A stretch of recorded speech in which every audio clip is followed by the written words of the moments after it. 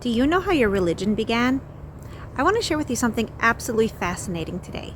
The Bible tells us that 600,000 men between the ages of 20 and 60 left Egypt and congregated at the foot of Mount Sinai, where they heard God speak.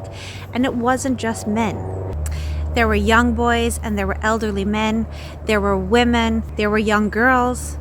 And there was a whole group of people who had seen the miracles that God had done for the Jewish people, and they also wanted to join themselves to the God of Israel.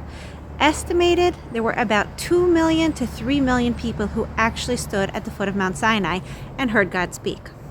What's super fascinating is God said this will never happen again, and it has never happened previously.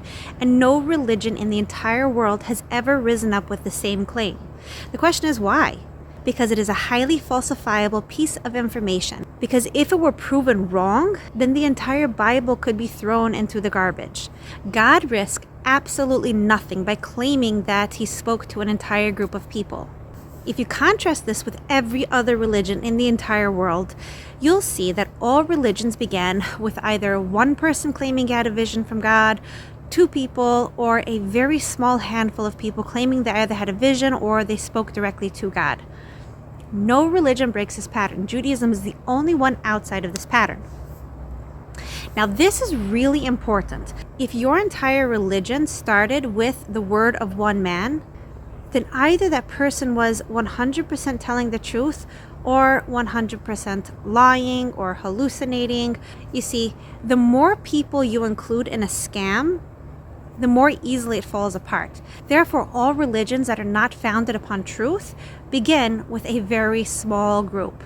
Let's look at Christianity, for instance. The entire modern-day Christianity is based upon the word of Paul, who is estimated to have written 13 out of the 27 commonly accepted books of the New Testament. Some denominations do have other books that they include in their canon as well. But the bottom line is everything begins with Paul. Paul claims to have seen a vision from Jesus as he was walking from Damascus. And at that point, he became a believer and a missionary, and he went out to convert a lot of people. So here's the fact. Either everything Paul said was true, or we have to distrust him a little bit. So I think it's very important to look at the personality of Paul before we actually trust Paul. When I look at Paul, I see two notable things. The first thing that I see is that he was a very difficult to get along with person. In a lot of the New Testament, he is fighting with other people. He is seeking honor and seeking glory. The second thing that I see about him is that he admitted a deceitful nature. You can just look to Corinthians. In 1 Corinthians, Paul says very specifically that he became as a Jew to the Jew in order to win the Jew, and as a Gentile to win the Gentile.